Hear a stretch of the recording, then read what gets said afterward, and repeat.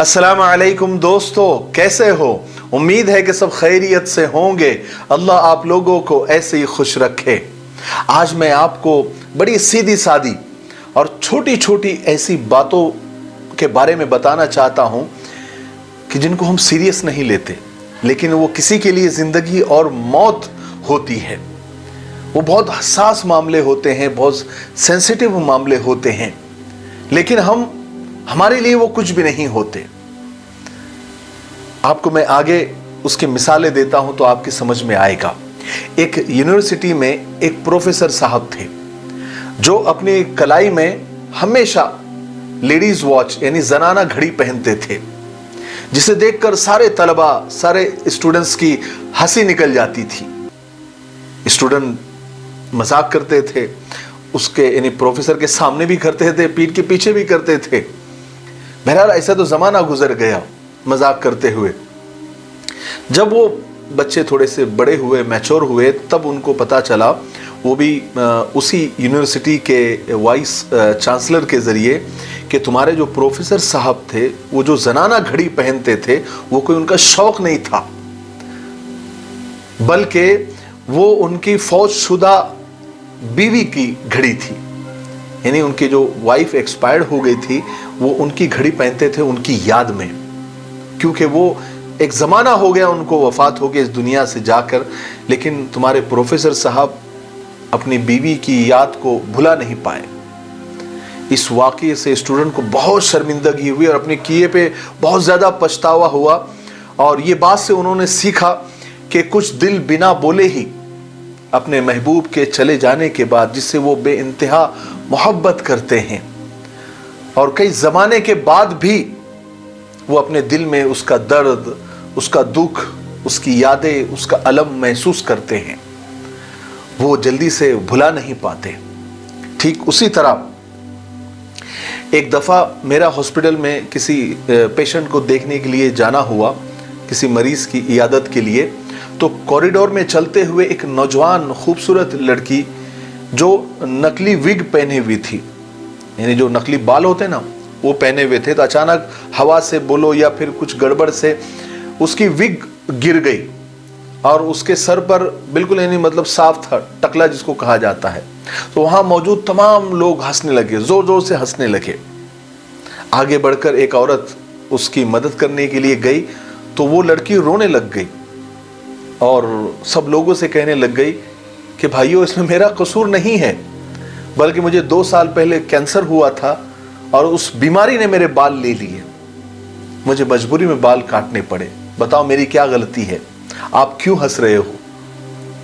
मैं उस बीमारी की वजह से मुझे मजबूरन ये आर्टिफिशियल विग लगानी पड़ती है। फिर सारे दवाखाने में वो अपनी, यानी जितने लोग हंस रहे थे, सबको अपनी हंसी पर शर्मिंदगी हुई। ठीक इसी तरह एक दिन कब्रिस्तान से गुजरते हुए किसी ने एक 10 साल बच्चे को कब्र पर खड़ा हुआ कुछ कहते हुए सुना, जो अपनी मां की कब्र से कह रहा था कि मां उठो ना मां, मेरे साथ स्कूल चलो। मेरे उस्ताद, मेरे टीचर मुझे तमाम लड़कों के सामने बहुत मारते हैं और बार बार ये कहते हैं कि तुम्हारी मां कितनी सुस्त है, कितनी लेजी है, कितनी काहिल है, जो तुम्हारी पढ़ाई का ख्याल नहीं रखती। अब वो उस्ताद को कुछ पता नहीं उसकी मां के बारे में, लेकिन उस बच्चे को कितना दुख पहुंचा इस बात से कि वो मां की खबर पर पहुंच गया। किसी की जाहिरी हालत को देखकर, बाहर देखकर, कतान कोई मजाक में भी या किसी किस्म का भोंडा रिएक्शन कभी नहीं देना चाहिए। हो सकता है वो बंदा अपने अंदर 1000 दुख छुपाए हुए हो, जिसका हमें इल्म ना हो। मेरी कुछ बातें आप याद रखें। एक सच छुपा होता है जब कोई कहता है ना, मजाक था यार। एक फीलिंग छुपी होती है जब कोई कहता है कि मुझे कोई फर्क नहीं पड़ता। एक दर्द छुपा होता है जब कोई कहता है इट्स ओके, कोई बात नहीं। एक जरूरत छुपी होती है जब कोई कहता है कि मुझे अकेला छोड़ दो। एक गहरी बात छुपी होती है जब कोई कहता है कि पता नहीं। एक समंदर छुपा होता है जब कोई खामोश हो जाता है। बहुत सारा प्यार छुपा होता है जब कोई आपके लिए झुक जाता है। इसलिए मेरे भाइयों, बहनों और दोस्तों, बोलने, सोचने और रिएक्शन देने से पहले अगले बंदे के एहसासात, उसके जज्बात, उसकी फीलिंग का ख्याल रखिए। बेशक कुछ बातें सामने वाले इंसान को कत्ल कर देती है। जबान से निकलने वाले अल्फाज दो धारी तलवार की तरह होते हैं। मुंह में जबान सभी रखते हैं, मुंह में जबान सभी रखते हैं, पर वो कमाल करते हैं जो उन्हें संभाल के रखते हैं। अल्लाह के रसूल सल्लल्लाहु अलैहि वसल्लम ने फरमाया, जिसका मफहूम है कि तुम दो चीजों की जमानत ले लो, मैं तुम्हारी जन्नत की जमानत ले लेता हूं। एक वो जो तुम्हारे जबड़ों के बीच में है, उसकी हिफाजत करो, यानी जबान, और दूसरी वो जो तुम्हारे टांगों के बीच में है, यानी शर्मगाह। यानी दो चीजों की हिफाजत की जिम्मेदारी तुम ले लो, तुम्हारी जन्नत दिलाने की जिम्मेदारी और जमानत मैं ले लेता हूं। इसलिए जब भी, पुरानी कहावत है, जब भी बोलो तो पहले तोल कर बोलो, है ना। और अक्लमंद और बेवकूफ में यही फर्क होता है। बेवकूफ बोलकर सोचता है और अक्लमंद सोचकर बोलता है।